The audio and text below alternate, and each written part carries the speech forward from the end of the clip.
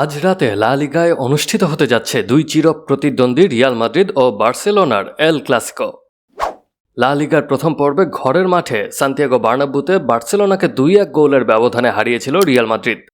তাই এই ম্যাচে নিজেদের মাঠে প্রতিশোধ নেওয়ার লক্ষ্যেই মাদ্রিদের মোকাবেলা করবে কাতালান ক্লাব বার্সেলোনা। ঘটনাবহুল প্রথম পর্বের ম্যাচে নিষেধাজ্ঞার কারণে বার্সেলোনার ডাগআউটে দাঁড়াতে পারেননি বার্সেলোনার কোচ হ্যান্সি ফ্লিক। সেই ম্যাচে 22তম মিনিটে কিলিয়ান এমবাপ্পের গোলে এগিয়ে গিয়েছিল রিয়াল মাদ্রিদ। তবে ফার্মিন লোপেজ গোল করে সমতায় নিয়ে এসেছিলেন বার্সেলোনাকে।